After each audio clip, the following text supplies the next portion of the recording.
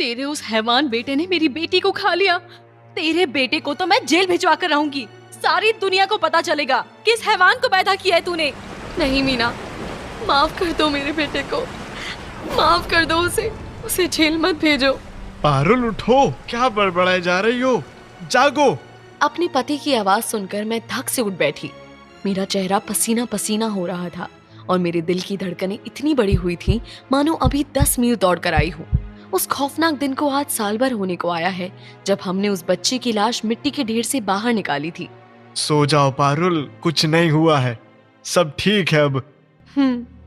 उस दिन हादसे के बाद मेरे पति ने साफ कहा कि वो खुद मीना से जाकर मिलेंगे। मैंने कई बार साथ चलने की इच्छा जताई पर उन्होंने इनकार कर दिया। उस दिन के बाद ना मीना ने मुझे कोई खबर दी, ना मेरे कॉल का जवाब। मानो वो मेरी जिंदगी से हमेशा के लिए ओझल हो गई हो। जब मैंने अपने पति से पूछा कि मीना से क्या बात हुई तो मेरे पति ने बस इतना कहा, मीना अमरजीत पर केस नहीं करेगी और इस बारे में अब और कुछ मत पूछो, यही हमारे लिए बेहतर है। मैं कुछ नहीं समझ पाई पर हालात ऐसे थे कि मान लेना ही ठीक लगा। उसके कुछ ही दिनों बाद मेरे पति ने अमरजीत का स्कूल छुड़वा दिया। अरे, आपने अमरजीत का स्कूल क्यों छुड़वा दिया? अब से वो घर पर ही रहेगा, उसे अपनी नजरों से दूर मत रखना।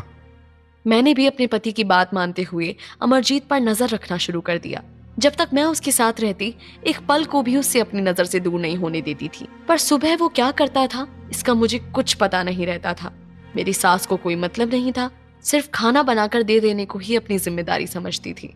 कुछ महीनों में बलराम और अमरजीत के बीच की दूरियां भी बढ़ गई थी।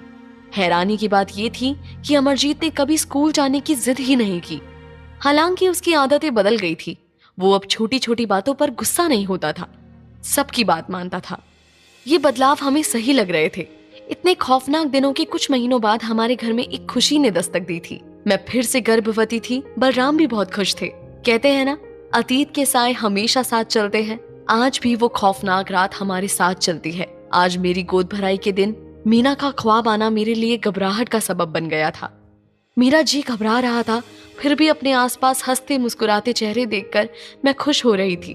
बलराम की तो खुशी का ठिकाना ही नहीं था। आज वो बढ़ चढ़कर मेहमानों का ध्यान रख रहे थे, लेकिन जैसे ही मेरी नजर दरवाजे पर पड़ी मेरी सारी खुशी गायब हो गई। दरवाजे पर मीना खड़ी थी। जैसे ही मैंने मीना को सामने देखा मेरे अंदर अजीब सी घबराहट होने लगी। मेरे दिमाग में उस रात की भयानक यादें उमड़ आईं। मैं बेचैन होकर बलराम को ढूंढने लगी, तभी वो चाय की ट्रे लेकर सामने आए। मीना को वहां देखकर उन्हें भी थोड़ी हिचकिचाहट सी हुई। अरे मीना, आओ आओ, चाय लोगी? मीना के चेहरे पर किसी तरह का भाव नहीं था। उसकी आंखों में उदासी भी नहीं थी, बस एक वीरान सी गहराई थी। उसकी बेजान आंखों ने जैसे मुझसे सवाल किए पर उसने कुछ नहीं कहा। मीना, कैसी हो? हिम्मत करके मैंने ही आगे से बात शुरू की, पर मेरी सास ने बीच में ही काटते हुए उससे कहा, मीना, पहले जाकर कुछ अच्छे शब्द पारुल के कान में कह दे। धीमे धीमे कदमों से मीना मेरे पास आई। मेरी घबराहट बढ़ती ही जा रही थी। मीना ने मेरे कान में जो कहा वो मैं सोच भी नहीं सकती थी। मेरी बेटी की लाश लाए थे मेरे घर, भगवान ना करे तुम्हारी बेटी हो। उसकी बातों से मेरे रोंगटे खड़े हो गए। एक ठंडा डर मेरी रगों में फैल गया। मीना ये कहकर घर से चली गई, पर मैं एकदम सुन्न पड़ गई थी, जैसे कोई मेरे शरीर से जान निकाल रहा हो। उसी पल मैंने भी भगवान से यही मांगा कि मेरी बेटी ना हो। जैसे ही सब लोग अपने घर के लिए निकले, मैंने बलराम को अपने कमरे में अकेले ले जाकर उनसे पूछा, आपने पहले ये बात टाल दी थी, लेकिन आज आपको मेरी कसम, मुझे बताइए उस रात मीना के घर पर क्या हुआ था? क्यों उसने केस नहीं किया? पर मेरे कई बार पूछने पर भी वो चुप रहे। मेरे अंदर एक आग सी जल रही थी।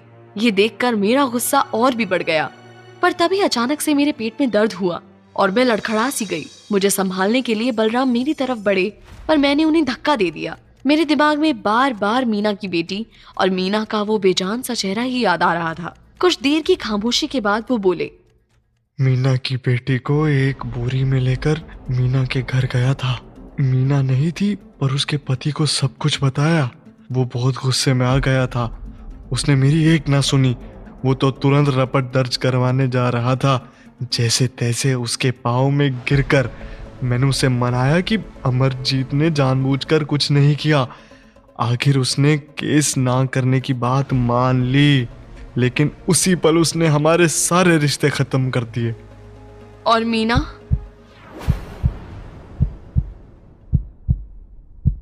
मीना पूरे समय चुप थी, लेकिन उसके पति ने कहा कि वो मीना को संभाल लेगा और गांव वालों से भी कुछ नहीं कहेगा। आखिर हमारे घर की इज्जत उनके घर की इज्जत ही है। लेकिन उसने कह दिया कि उनकी बेटी का किडनैप हो गया है। गांव वालों को भी ये बताया है। हे भगवान, मैंने पाप किया है। मीना की बद्दुआ का भार अब मुझ पर है। मेरे बच्चे की रक्षा करना भगवान। मेरे बोलते बोलते ही अचानक मेरे पेट में दर्द उठा। मैं जोर से चीखने लगी और बेहोश होकर गिर पड़ी। जब मुझे होश आया तो मैं अस्पताल में लेटी हुई थी। मेरा मेरा बच्चा कहाँ है? कोई मेरे बच्चे को लाओ। मेरी चीखें सुनकर बलराम और मेरी सास आए, पर दोनों चुप थे। मेरा दिल घबराने लगा कि कहीं कुछ बुरा तो नहीं हुआ। मैं बलराम और अपनी सास को उदास नजरों से देख रही थी कि तभी डॉक्टर अंदर आई।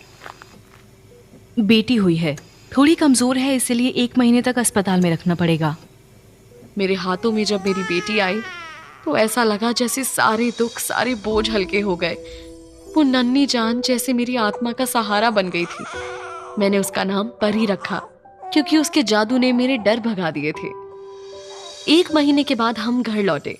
मेरा और बलराम का ध्यान सिर्फ हमारी परी पर ही था। अमरजीत जैसे हमारे जीवन में था ही नहीं। उस वक्त वो ज्यादातर समय अपनी दादी के साथ ही बिताता था। पर जब मैंने इस बात पर गौर किया तो मैंने अपने पति को समझाया कि वो अमरजीत से बात करे, वरना हम अपना बेटा खो देंगे। मैंने अपने पति से कहा कि उसे अमरजीत पर ध्यान देना चाहिए, और धीरे धीरे वो भी अमरजीत के करीब आने लगे।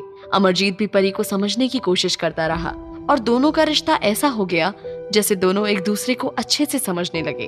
अमरजीत एक जिम्मेदार भाई की तरह अपनी बहन का ख्याल रखने लगा। वक्त के साथ हमें लगा कि अतीत का साया शायद हमें छोड़ चुका है। अब जीवन में खुशियां आने लगी थी। मेरी बेटी भी 6 महीने की हो गई थी, लेकिन जब भी बारिश होती एक अनजानी घबराहट मेरे दिल में घर कर जाती। एक रात बहुत तेज बारिश हो रही थी। मैं अमरजीत को सारे दरवाजे बंद करने को कह रही थी। घर में हम 3 ही थे, मैं, अमरजीत और परी। अमरजीत, खिड़कियां बंद कर दे बेटा, बहुत तेज बारिश हो रही है। अमरजीत ने फौरन सारी खिड़कियां बंद कर दी और किचन से परी का दूध लेकर आया। जब से बारिश हो रही थी तब से ही परी रो रही थी। न जाने उसे क्या हो गया था। अमरजीत और मैंने दोनों ने मिलकर उसे सुलाने की कोशिश की। क्या हुआ परी बेटा, सो जा, पापा आ जाएंगे।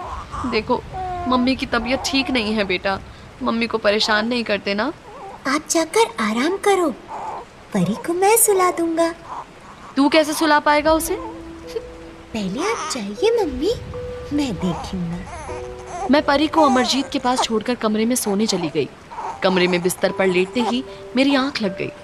मैं सुबह से बहुत थक गई थी, पर थोड़ी देर बाद अचानक मेरी नींद खुल गई। एक पल के लिए मुझे ऐसा लगा जैसे कुछ गलत होने वाला है, जैसे कोई बहुत बड़ा तूफान मेरा इंतजार कर रहा हो।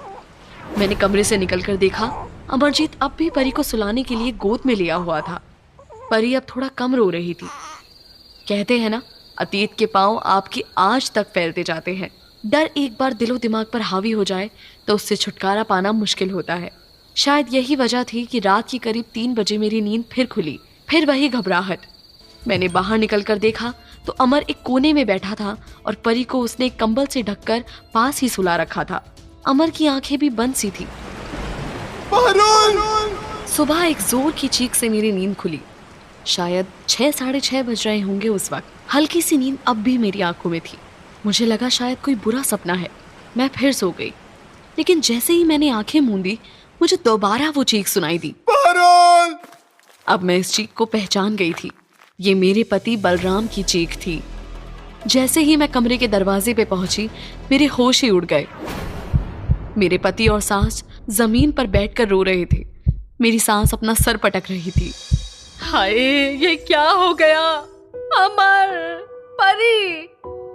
अपनी सास के शब्द सुनकर मेरा ध्यान सीधा मेरे बच्चों की तरफ गया। अमर रात की तरह ही उस कोने में बैठा था। उसकी आंखों में एक भयानक खालीपन था। और परी अब उस कंबल में ही लिपटी मेरे पति की गोद में थी। अमर बेटा, परी अच्छे से सो रही थी ना? मेरे ये बोलते ही मेरी सास और बलराम ने दया भरी नजरों से मेरी तरफ देखा।